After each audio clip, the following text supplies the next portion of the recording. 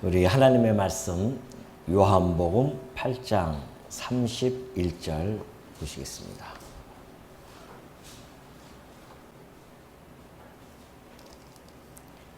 그러므로 예수께서 자기를 믿은 유대인들에게 이르시되 너희가 내 말에 거하면 참으로 내 제자가 되고 진리를 알지니 진리가 너희를 자유롭게 하리라.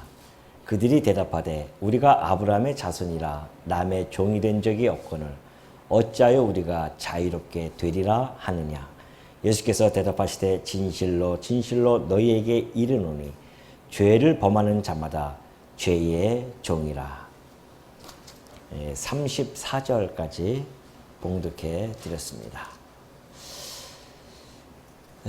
우리 지난 시간에 예정에 대한 그 반론을 제가 말씀을 통하여 변증해 드린 바가 있습니다. 오늘도 역시 이제 그 작정에 대한 그런 반론에 대해서 말씀에 입각한 그러한 변증을 좀 하고자 합니다. 오늘도 좀 약간 딱딱한 그러한 강론이 되어질 수 있습니다.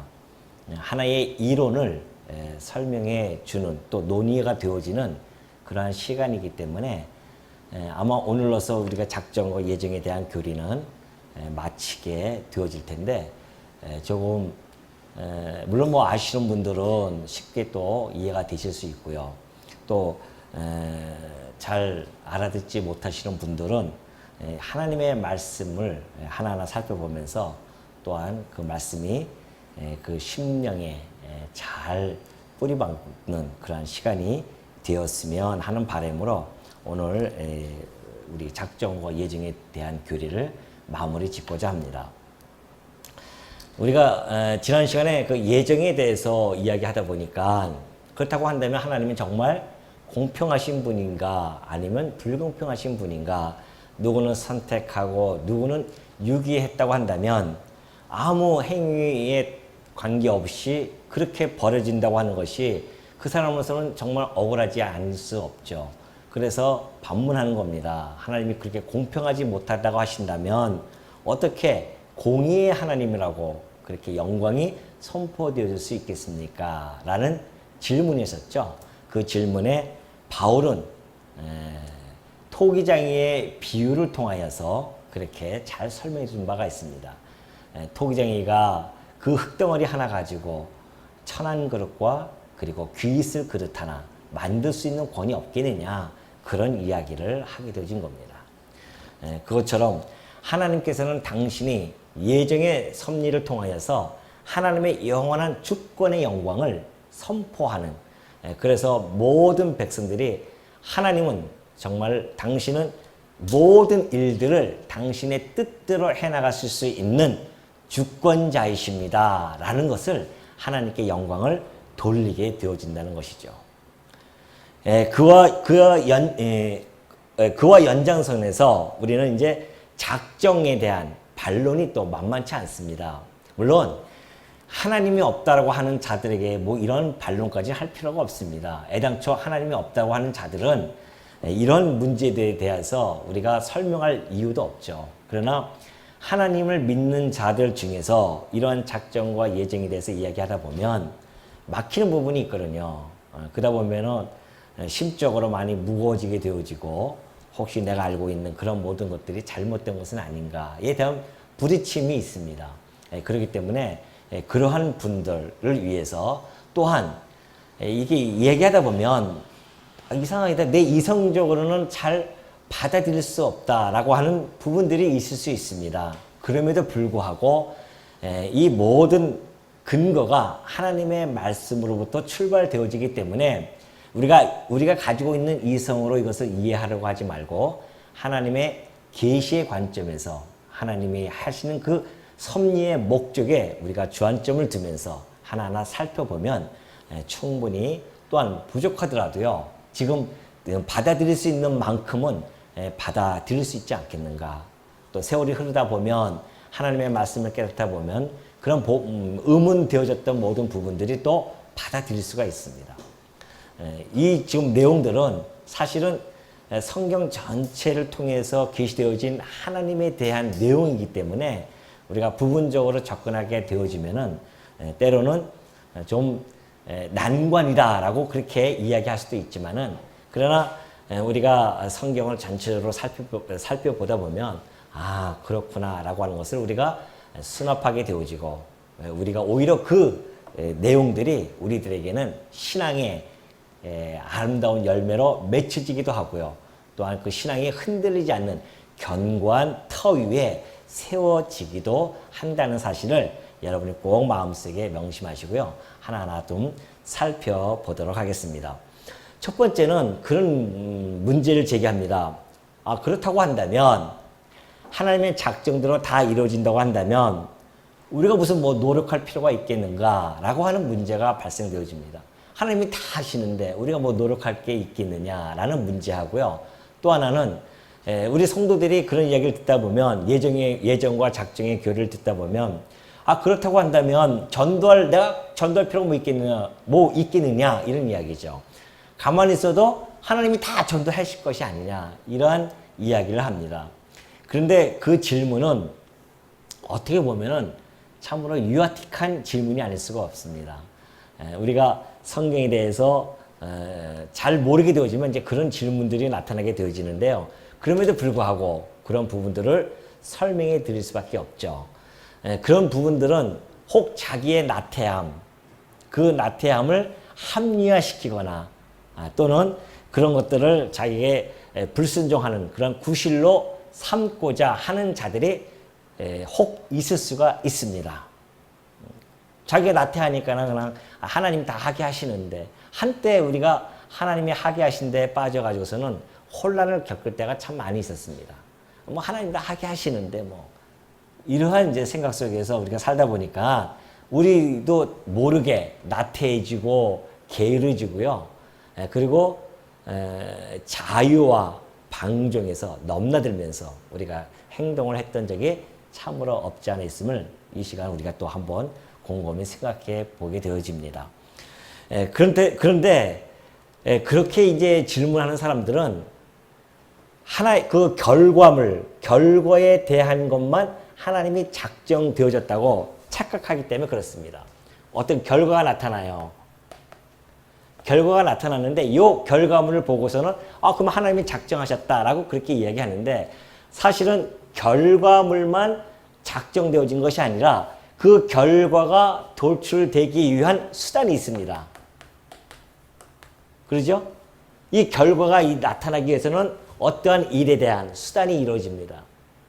그러니까 하나의 결과물이 도출되기 위해서는 상호 연관성이 있는 뿐만이 아니라 연쇄적 반응이죠. 상호 연관성과 연쇄적 반응에 의해서 일련의 사건들이 하나로 쫙 집약이 되어집니다. 그래서 돌출이 되어지거든요. 그러니까 하나님이 하시는 일은 어떤 것은 작정하고 어떤 것은 작정 안 한 것이 아니라 모든 것이 다 서로 연관성이 있고 또 연쇄적인 반응에 의해서 이러한 결과가 돌출이 되어진다는 겁니다.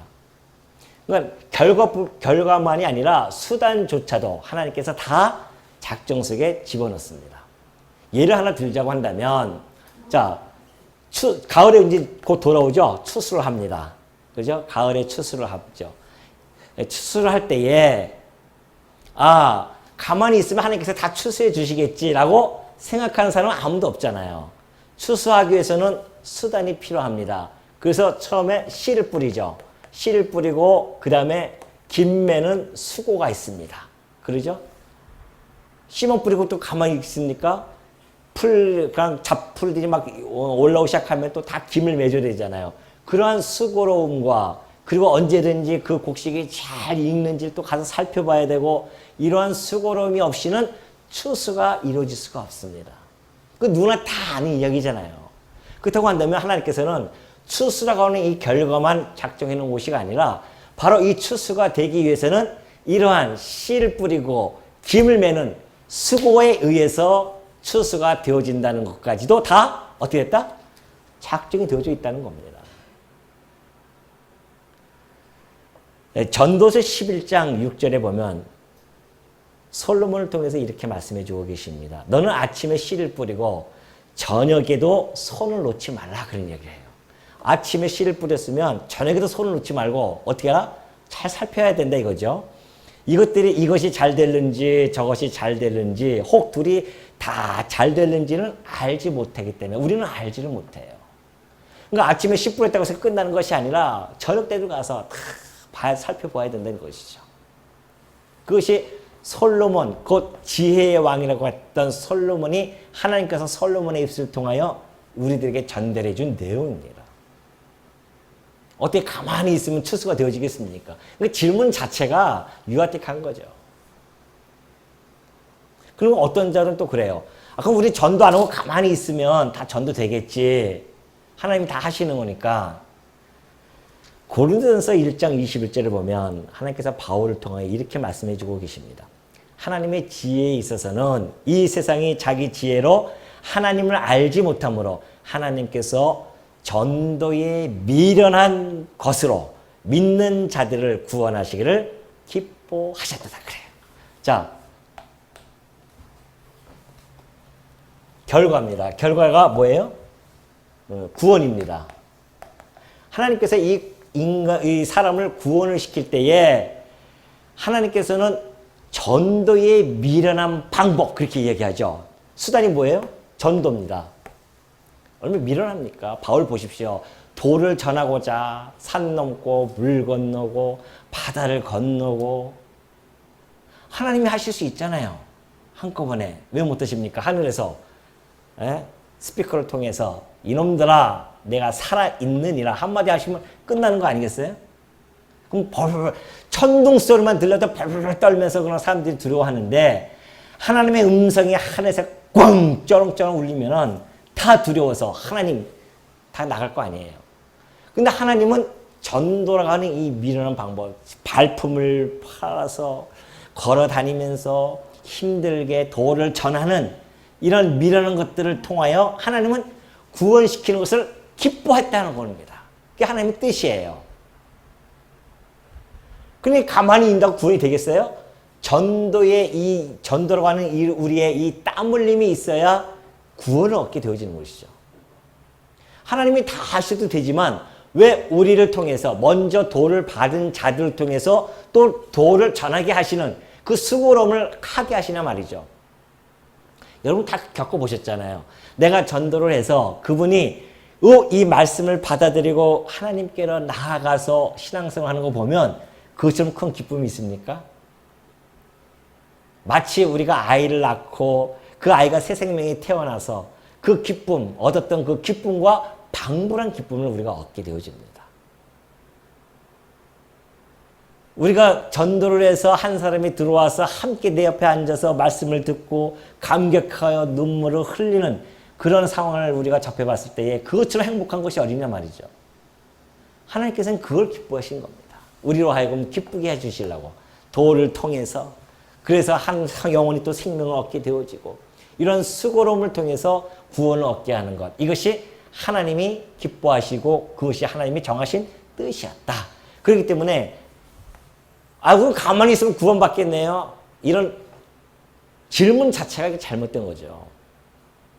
하나님께서 우리로 하여금 우리도 다른 분들에게 도를 받아서 그 수고로움으로 말미암아 우리가 예수를 그리스도를 믿게 되어지고 구원을 얻게 되어지는 이런 놀라운 결과물이 돌출되어진 것처럼 하나님께서는 인간의 노력을 제한시키거나 그런 동기조차를 우리에게 제공하지 않는 그런 분이 아니시라 이 모든 것들도 이 과정을 통해서 결과가 나오기 때문에 여기 안에서 우리가 노력하게 되어지고 열심히 땀 흘리게 되어지고 수고하게 되어지는 그런 일들이 나타나게 되어진 것이다.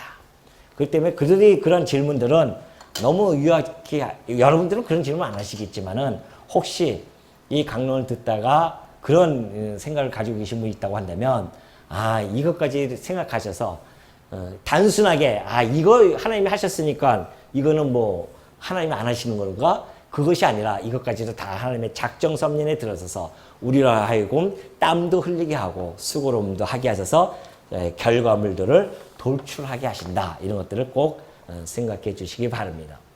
그런가 하면 두 번째 또 문제가 하나가 발생되어집니다. 너무나 뭐 여러분들도 많이 그런 논의를 해봤겠지만은 이제 자유의지에 대한 문제거든요. 우리가 인간이 자유의지가 있느냐 그러면 하나님께서 다 작정해놓고 섭리에 가신다고 한다면 우리는 로봇가 아니겠는가라는 그런 생각을 혹 가질 수도 있습니다. 거기에 대한 이제 고민들이 있는 거죠. 그런 고민들을 우리가 하나님의 말씀에 입각해서 한번 좀 풀어나가보자 합니다. 사실 이제 자유의지라고 하는 것은 철학적 개념이 있습니다. 우리가 성경적인 개념과 철학적인 개념이 약간 좀 달라요. 이제 철학적인 개념은 그 무엇에게도 간섭이나 제재를 받지 않고요. 자기 본능대로 그냥 행동할 수 있는 상태로서 인간 스스로가 자유롭고 또 결단할 수 있는 어떤 독자적인 의지를 이야기합니다. 그러니까 자기의 본능대로 하고 싶은 대로 그렇게 누구의 간섭도 안 받고 그렇게 자기가 결정하고 그런 의지 이런 것을 철학에서는 이야기합니다. 독자적인 의지죠. 이것은 하나님을 배제한 그러한 개념입니다. 그러나 우리 성도들은 철학적인 개념을 우리가 받아들일 수는 없잖아요. 성경에 있는 그런 자유의지에 대한 개념을 우리는 받아들여야 됩니다. 그렇기 때문에 우리 인간의 의지라고 하는 것은 하나님께서 이제 절대의지라고 하죠. 하나님께서 가지고 계시는 절대의지가 있습니다. 근데 우리 인간은 하나님과 떨어져서 이렇게 자기의 의지가 형성되어질 수가 없다는 거죠. 왜? 하나님 밖에 있는 존재는 아무것도 없기 때문에 그렇습니다. 하나님이 온 우주 만물을 창조하시고 그 모든 것들을 보존해 가시고 섭리해 가시는 그 섭리 아래 다 포함되어 있기 때문에 하나님께서 행하시고자 하는 당신의 절대 의지에 의해서 행하시고자 하시는 그 일에서 벗어나서 자기 스스로 독자적으로 결정할 수 있는 거 이 세상에 아무것도 없다는 겁니다. 이것은 이제 단절되어진 거죠. 하나님과 단절되어진 철학적인 그런 의지라고 한다면 성경에서는 언제든지 하나님께 함께 유기적으로 종속되어진 그러한 자유의지를 이야기합니다. 그러니까 일반 사람들이 얘기하는 것처럼 우리 자유의지가 없느냐 그런 질문 자체도 사실은 잘못된 질문입니다. 자유의지가 있죠. 우리가 왜 없습니까? 우리가 스스로 선택하고 다 하잖아요. 근데 그 자유의지는 하나님께 유기되어진 이렇게 묶여진 그런 종속되어진 그러한 자유의지를 이야기하게 되어집니다.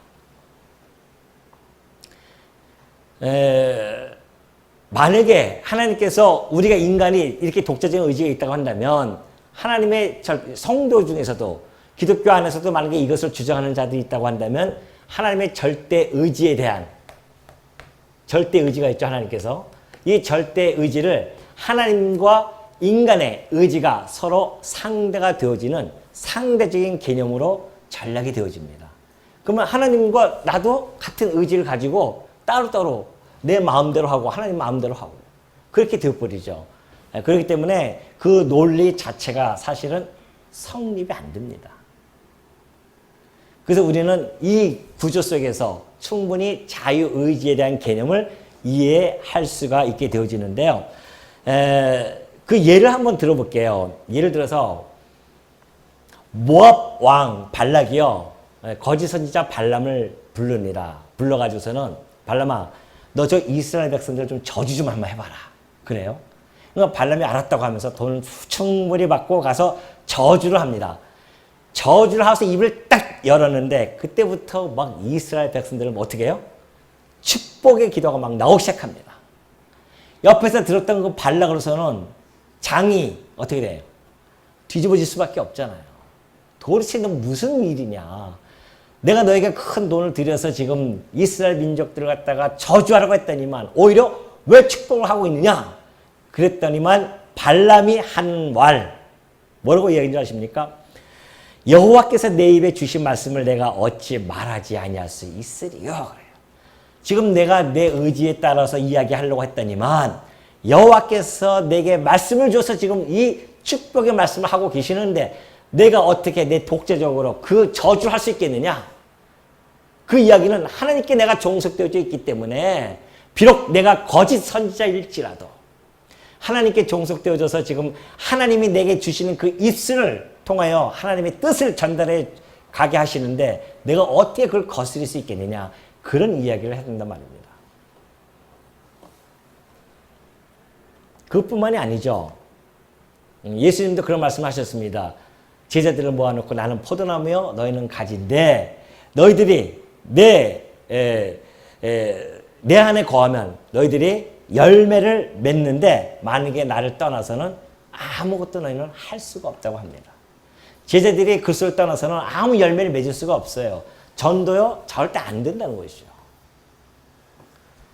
그리스도를 떠나서는 어떤 열매도 맺을 수 없음을 그들에게 천명합니다. 그리스도 안에 있을 때만이 가능하다는 것이죠.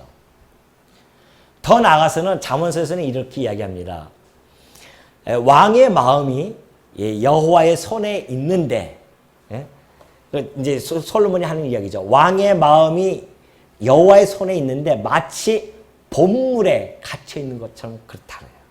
이런 보가 있습니다. 이런 보에 물이 갇혀 있으면 그 보를 마음대로 조정할 수 있는 사람이 그 물을 자기 임의대로 인도하여 나갈 수가 있잖아요. 그런 이야기예요. 왕의 마음뿐만이겠습니까? 오늘 여러분과 저의 마음도 마치 보의 물처럼 갇혀 있기 때문에 이게 바로 보의 물이에요. 하나님 손 안에 이렇게 갇혀 있기 때문에 하나님께서 임의대로 인도하는 대로 가는 것이 바로 우리 인간들이 가지고 있는 그러한 하나님의 섭리 안에 놓여져 있는 존재들이라는 것을 우리는 충분히 감지할 수가 있게 되어지죠. 그렇다고 한다면 좀 더 나아가서 우리가 의지가 결정되어지는 그 방법을 한번 좀 우리가 좀 아무튼 이론이니까 좀 딱딱하더라도 여러분이 한번 좀 살펴보시기 바랍니다. 자,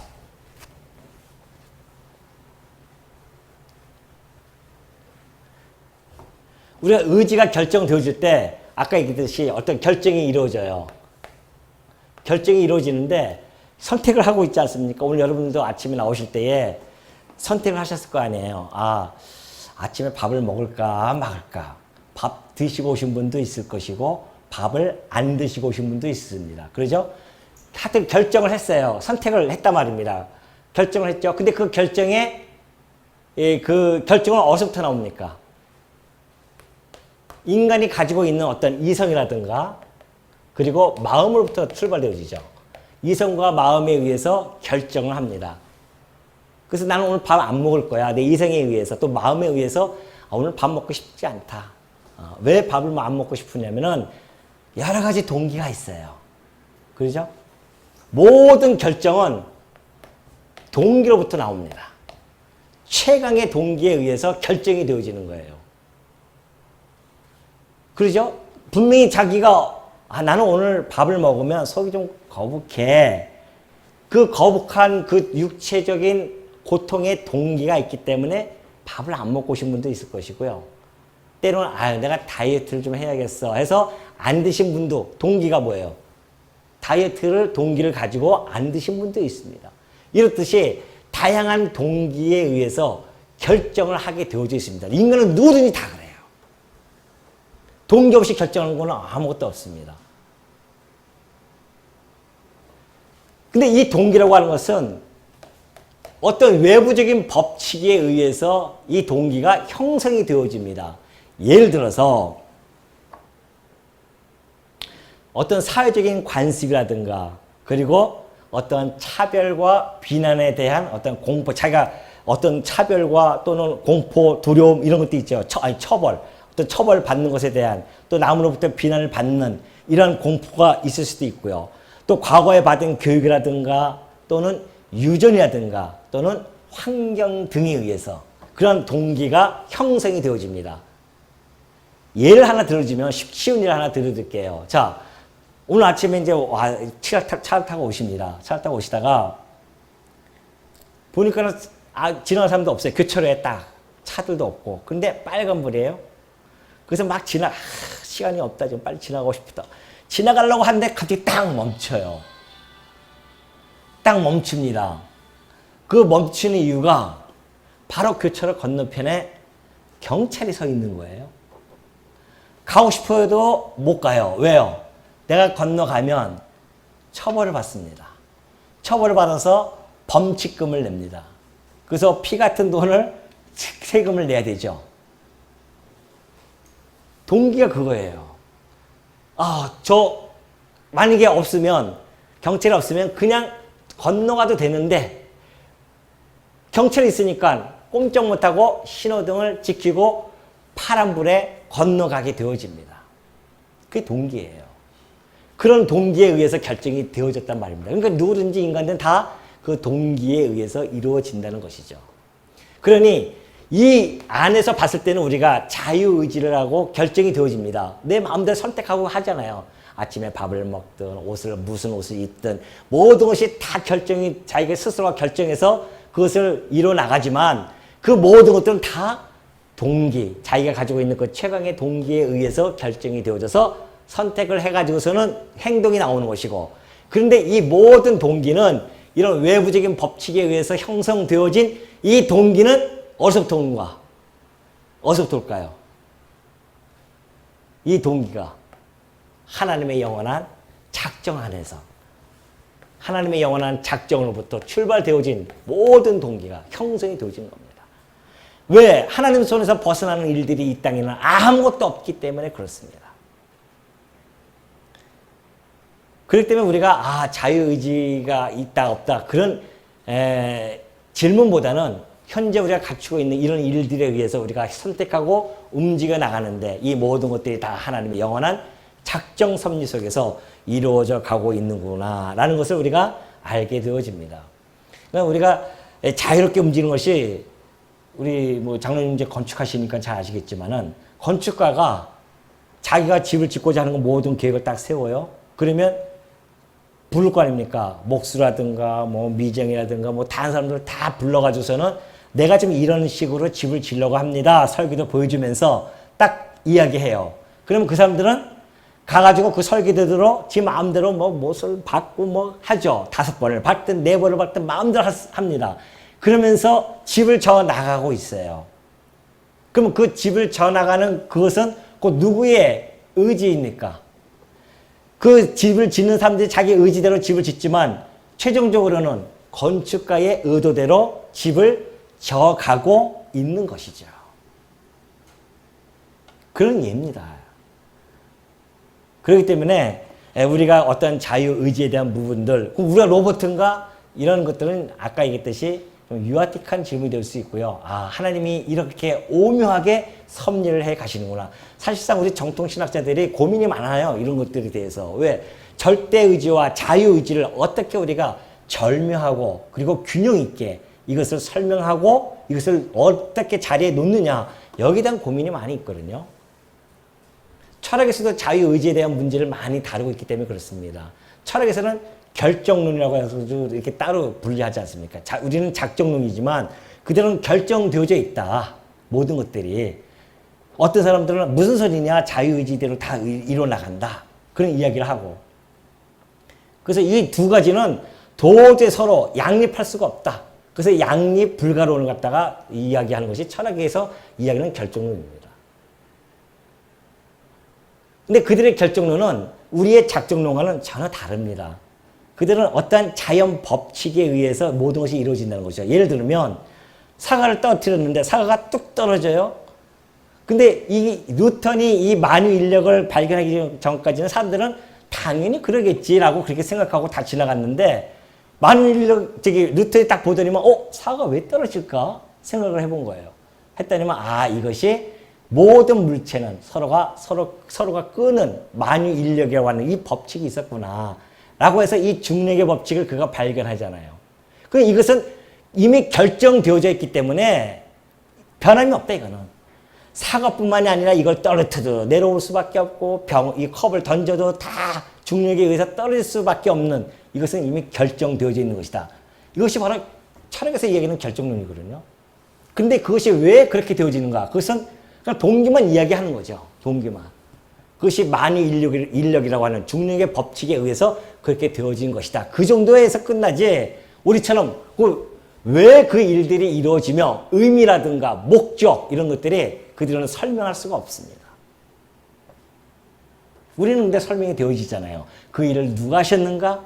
그 의미는 무엇이며 그 목적은 무엇인가? 이 만유 인력의 법칙, 중력의 법칙을 왜 하나님께서는 하셔서 이 우주 만물을 적당하게 거리를 유지하고 달과 지구가 서로 적당한 거리에서 끌고 당기면서 돌아갈 수 있게 해주셨는가? 그것이 하나님의 무슨 뭐다?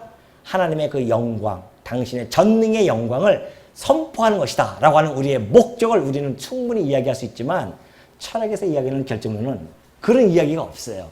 그냥 그 과정만 이야기한단 말입니다. 그것이 전적으로 다른 거죠. 우리가 이야기하는 작정론과 철학에서 이야기하는 결정론은 그렇게 다르다라는 것을 우리는 충분히 알 수 있습니다. 자, 그러면 이 자유의지라고 하는 것이 아까 이렇게 설명이 되어졌지만 더 구체적인 성경의 신뢰를 좀 들을 필요성이 있습니다. 임 목사가 얘기하는 것인지 아니면 성경에서 이야기하는 것인지를 우리가 확인해 볼 필요성이 있죠. 예를 들어서 요셉이 이제 그런 이야기를 합니다. 형들이 팔잖아요. 형들이 요셉을 팔아버립니다. 결정을 졌어요. 동기는 뭡니까? 동기가 뭐예요?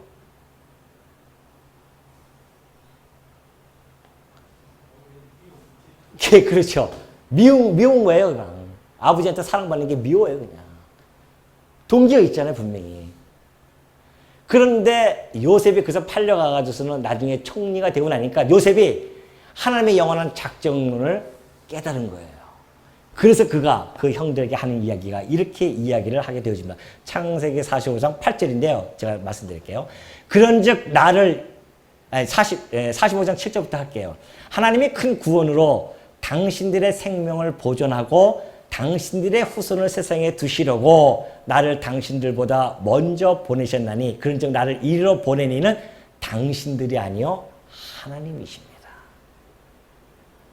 이것이 작정론을 아는 자들의 삶의 해석을 틀립니다.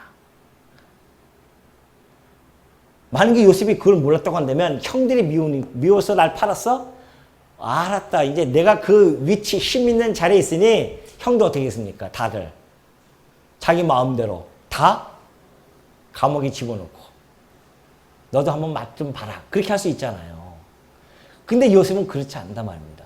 이것이 하나님의 영원한 작정론을 아는 자의 이 넉넉함이고 그리고 모든 사건을 수납하는 신앙적인 삶이 나타나게 되어지는 것입니다. 그래서 중요한 겁니다. 우리가 작정론을 안다고 하는 것이 이만큼 중요해요.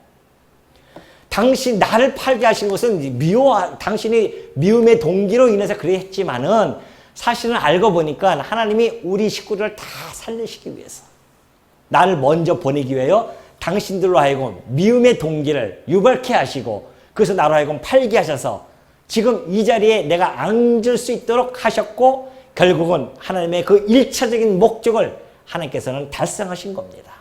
그래서 여러분들이 지금 다 내 곁에 와서 우리 식구들이 이 그 굶주림 속에서 굶주리지 아니하고 살게 되어졌습니다. 라고 그렇게 고백을 하게 되어진 것이죠. 또 하나 있습니다. 바로에 대한 부분입니다. 바로도 마찬가지죠. 바로가 7번째 재앙인 그 우박을 내릴 때 그런 이야기를 합니다. 하나님께서 내가 너를 세웠으면 그래요. 나의 능력을 내게 보이고 내 이름이 온 천하에 전파되게 하려는 것이다. 라고 하면서 모세에게 가서 이야기하라고 합니다. 바로에게 가서 이야기해라. 내가 그의 마음과 그의 신하들의 마음을 완강하게 할 것이다. 왜? 그 표징을 내가 다 보여주기 위해서. 바로는 보내고 싶지만은 안 돼요. 지금 여섯째 재앙까지 오고 7째 재앙, 우박이라고 하는 재앙이 오는데 만약에 우박을 하나님께서 그냥 보내시면은 자연에 의해서 우박이 왔구나. 이렇게 생각한단 말입니다. 그러니까 미리 가서 얘기해라. 그리고 하나님께서는 그의 마음을 완강하게 해서 결국은 7째 재앙인 우박을 애굽 땅에 다 쏟아붓게 하시고 그로 말미암아 이것이 자연의 법칙에서 이루어진 것이 아니라 우연히 이루어진 것이 아니라 하나님의 그 표징으로서 너희들에게 지금 보여준 것이며 그것은 온 천하로 하여금 하나님이 이 상천하지에 오르지 신은 하나님 여호와 한 분이 없음을 온 땅에 내가 선포하기 위한 것이다. 목적까지 다 보여주십니다. 바로는 지금 마음대로 할 수가 없어요. 하나님의 이 동기에 의해서 이랬지만은 바울도 역시 결정합니다. 무슨 동기에 의해서? 난 너희를 보낼 수가 없어. 너희를 보내면 내가 좀 너희 노예를 갖다가 부려야 될 텐데 노예를 부를 수가 없잖아요. 자기의 유익이 떨어진단 말입니다. 그런 동기에 의해서 이루어졌지만은 결국은 하나님의 영원한 작정 섭리대로 되어진다는 사실을 알게 되어지고요. 마지막 바사왕 마찬가지 아닙니까? 고레스도 하나님께서 고레스의 마음을 감동시킵니다. 그래서 이스라엘 백성들로 하여금 너희들 고토로 돌아가서 예루살렘 성전 지어라. 그렇게 해서 막 지원해 준단 말입니다. 고레스 입에서 그 이야기를 합니다. 하나님께서 내게 감동을 주었다. 왜? 성전을 지으라고. 고레스의 그 결정, 너희들 다시 돌아가서 성전 지어라고 하는 그 결정은 하나님의 감동이 동기가 되어집니다. 그러니까 이 모든 것들이 다 하나님의 작정, 이런 예들을 제가 구체적으로 하나씩 들어드리는 것은 하나님의 말씀 속에서 이런 부분들이 충분히 우리가 이해할 수 있을 정도로 우리들에게 제공해 주고 있기 때문에 그렇습니다. 자, 그러면 이제 자유의지에 대해서는 뭐 알아들으셨는지 뭐할지 모르겠지만은 하여튼 제가 시간이 없어서 그냥 제 진도대로 나갈 수밖에 없습니다. 그런가 하면, 그렇다고 한다면 하나님께서 그렇게 작정을 다 해놓으셨다고 한다면 왜 책임을 우리한테 묻느냐, 이제 그런 이야기잖아요. 왜 책임을 왜 우리에게 묻느냐. 하나님이 다 하셨는데, 더 나아가서는 그렇다고 한다면 왜 하나님께서는 선악과를 만드셔가지고 결국은 인간들로 하여금 이런 고통 속에 집어넣게 하셨느냐라고 하는 것에 대한 질문입니다. 이것도 역시 단편적이고 매우 표피적인 질문일 수밖에 없죠. 하나님의 역사 섭리를 전체를 우리가 알게 되어지면 충분히 우리는 받아들일 수 있고, 그래서 그랬구나라는 생각을 우리가 하게 되어지죠. 죄책임 문제도 마찬가지입니다. 아니, 하나님께서 절대자이신데 인간을 피조물로 만들어 놓고, 그리고 하나님은 법을 제정하시는 분이십니다. 그렇죠? 법을 제정하는 분으로서 너 이거 먹지 마. 먹으면 내가 너 죽일 거야. 죄 책임을 묻습니다. 하나님은 죄 책임을 지는 자가 아니고요. 죄 책임을 물으시는 분이에요. 왜? 법의 제정자이기 때문에. 우리 인간들은 그 법을 제정하신 그 법을 순종해야 할 인간들이기 때문에 우리는 그것을 불순종하게 되어지면 책임을 받게 되어지고 결국 아담처럼 그 책임대로 그는 죽게 되어집니다. 그래서 하나님의 말씀을 불순종하는 결과로 그는 죽게 되어지지 않습니까? 죄와 허물로 우리가 다 죽게 되어집니다. 책임이 우리한테 돌려지는 것이지, 인간이 하나님의 섭리에 대해서 당신이 이랬으니까 당신이 책임지십시오 라고 할 수 있는 주제가 안 된다는 거죠. 이것은 지난번에 예정론에 입각한 그 반론에 대해서도 얘기했던 바입니다. 아니, 하나님께서 토기장이신데 하나는 천이 쓸 그릇, 귀 쓸 그릇 만드실 권한이 없겠냐 말이죠. 그것처럼 하나님께서 모든 섭리에 해놓고 죄를 법을 제정해 놓고 안 지키면 너 이거 책임져. 그런 권한이 하나님에게 있으십니다. 그러니까 죄 책임에 대한 문제는 인간과 인간 간의 관계 속에서 이루어지는 것이지, 하나님과 인간 간의 관계 속에서는 죄 책임이라는 용어가 성립되어질 수 없다라는 내용입니다. 그렇기 때문에 이 죄 책임에 대한 문제는 우리 인간들의 입장에서 윤리와 도덕적인 접근으로 접근해 가면은 이해가 안 되죠. 이게 하나님의 계시적인 관점으로 봐야만이, 인간은 하나님으로부터 지음을 받은 존재이기 때문에 죄에 대한 책임도 인간이 질 수밖에 없구나라는 것을 우리는 알게 되어집니다. 이 책임에 대한 문제가 왜 나오냐면, 우리가 아까 제가 자유의지에 대한 문제를 왜 했냐면, 자유의지에 대한 문제가 왜 중요하냐면, 윤리적인 접근을 봤을 때에 죄 책임에 대한 소재에 대한 문제이기 때문에 그렇게 접근이 되어지는 겁니다. 그러니까 철학에서도 마찬가지예요. 왜 결정론이 이게 나오냐면, 인간들이 살다 보니까 한결같이 하는 이야기가 무슨 이야기냐면, 내 뜻대로 안 돼. 아니, 독자적인 자유의지가 있다고 한다면 왜 자기 뜻대로 못합니까? 하면 되죠. 근데 우리가 살면서 뭐라고 합니까? 내 뜻대로 안 돼 그러잖아요. 아니, 자식도 내가 낳았으니까 내 독자적인 의지에 의해서 내 자식을 내 마음대로 할 수 있잖아요. 근데 최고 안 되는 것이 뭐예요? 자식들 아니겠어요? 그러니 자식뿐만이 아니라 내 마음도 내 뜻대로 안 되잖아요. 하기 싫잖아요. 아침에 출근하기 싫어요. 안 하면 되잖아요. 근데 왜 합니까? 예? 최강의 동기에 의해서 할 수밖에 없잖아요. 안 하면 돈을 못 벌고, 돈 못 벌면 굶으니까 해나갈 수밖에 없잖아요. 그러니까 철학에서 이야기하는 자유의지 자체는 사실 그거는 그 개념은 성립되어질 수 없는 개념입니다.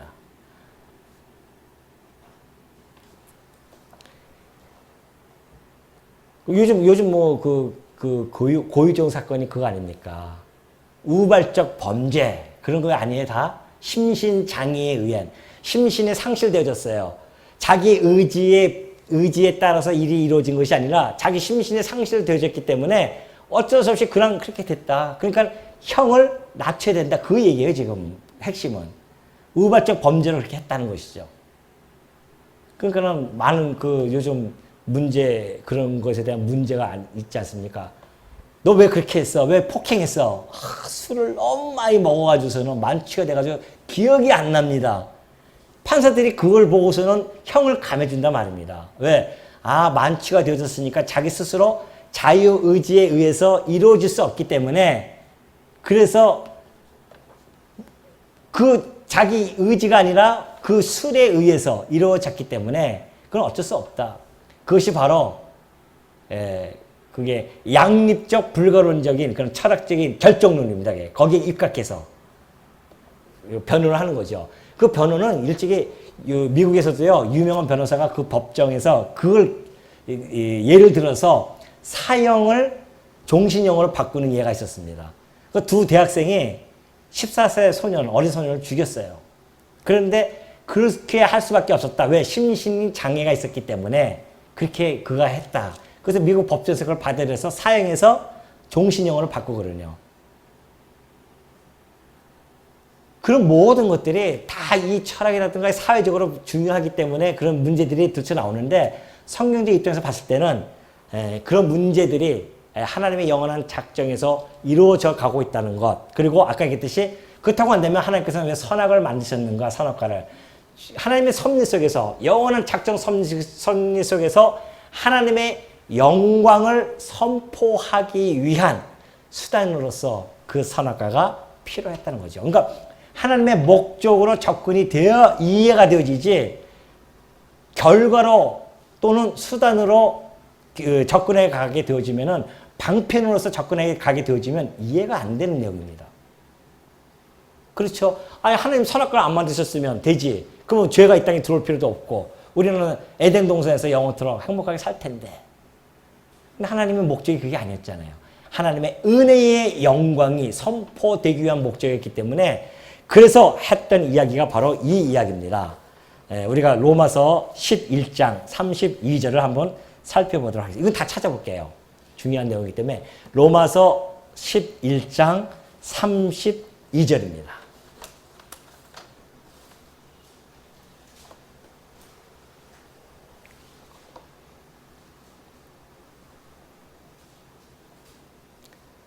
(36절까지) 제가 말씀드릴게요. 하나님이 모든 사람을 순종하지 아니하는 가운데 가두어 두심은 모든 사람에게 긍휼을 베풀려 하심이로다. 그래요. 모든 사람, 여기서 모든 사람은 인류 다가, 물론 인류 다 포함되지만 문맥적으로 보면은 유대인들과 이방인들을 포함한 겁니다. 그러니까 유대인, 이방인 가릴 거 없이 모든 사람들이 하나님께서 가둬뒀어요. 어디에? 불순종 가운데. 왜 그렇게 가둬주셨는가? 모든 사람에게 긍휼을 베풀려고. 유대인이나 이방인들에게 긍휼을 베풀려고. 그러니까 다 죄 가운데 가둬뒀다가 예수 그리스도를 통하여 긍휼 가운데 가둬두시려고. 그걸 바울은 알게 되어집니다. 하나님의 이 작정 섭리가 바로 그런 뜻이었구나. 그래서 선악과를 만드셔서 당신의 은혜의 영광을 우리로 하여금 찬송케 하려고 그렇게 하셨구나 라는 것을 깨달은 바울은 그래서 그 다음 절에 이렇게 찬양을 합니다. 깊도다. 하나님의 지혜와 지식에 풍성하며 그의 판단을 헤아리지 못할 것이며 그의 길은 찾지 못할 것이다. 우리의 얄팍한 이성으로는 하나님의 이 깊고도 넓은 이 섭리의 경륜을 우리는 헤아릴 수 없다는 겁니다. 그나마 하나님께서 우리에게 계시의 정신을 이 땅에 우리에게 주셨기 때문에 그나마 이나마 그도 우리가 깨달아서 하나님을 갖다가 섭리를 깨닫고 하나님이 그래서 하셨군요 라고 인정을 하고 하나님께 찬송을 들을 수 있게 되어진 것이지 세상의 이성으로 이것을 감당할 수 있겠냐 말이죠. 이 깊은 하나님의 뜻을, 이 깊은 이 넓은 하나님의 이 섭리를 세상은 감당할 수 없습니다. 그래서 우리가 성경을 할 때에 우리 성경이 이야기하는 것까지만 우리의 믿음의 선배들이 늘 이야기했던 것이 그겁니다. 칼빈도 그렇고 성경이 이야기하는 데까지만 가라. 잘난 척 해가지고서 그 이상을 가가지고서는 추론해가지고서는 이야기하지 말라는 겁니다. 항상 성경이 이야기하는 데까지 가야지 그냥 거기서 받아들여야 되지 아니야 그건 아니야 하면서 더 앞서 나가게 되어지면 인간의 자기 생각이 나올 수밖에 없다는 것이죠. 그래서 이 자유의지 문제도 역시 마찬가지입니다. 하나님께서 성경에서 이야기하는 것까지만 우리가 가서 받아들인다고 한다면 큰 문제 없이 하나님께서 이 작정 섭리가 우리의 인간의 자유의지와 어떻게 절묘하게 그 선상에서 함께 어우러져서 이루어가고 있는지에 대한 부분 그 선에서 우리가 이해가 되어지고 그로 말미암아 하나님이 하시는 그 섭리의 경륜이 정말 깊고도 넓도다 라고 찬송할 수밖에 없고 그래서 모든 만물이 주에게서 나오고 주로 말미암고 주에게로 돌아갑니다. 그러니 당신의 그 영광이 세세토록 있기를 원합니다 라고 찬송하게 되어집니다. 오늘 우리가 3시간 동안, 지금 4시간째죠. 4시간 동안 살펴봤던 모든 작정과 예정에 대한 교리, 그리고 그 반론, 그 모든 것들을 살펴본 마지막 결론은 로마서 11장 36절입니다. 모든 것이 주께로부터 나오고 주께로 말미암고 주께로 돌아가니 그에게 영광이 세세에 있을지어다 라고 아멘 하면서 이 작정과 예정의 교리에 대한 것을 우리가 마음속에 받아들이고 하나님이 그 행하시는 그 깊은 뜻과 그것을 우리가 헤아리지 못하면 헤아리지 못하는 대로 그리고 우리가 찾지 못하면 찾지 못하는 대로 인정하고 받아들이면서 오로지 그 깊으신 경륜을 행하시는 하나님에 대하여 찬송과 영광을 돌려드리는 것 이것이 우리가 작정과 예정의 교리를 마무리하면서 하나님께 드리는 우리의 마음이다 라는 것을 여러분 간직하시고요. 모든 사건에 대해서 하나님의 작정 섭리를 수납하면서 살아가는 주의 종들 되어지시기를 당부드립니다. 기도하겠습니다. 자비로우신 아버지 하나님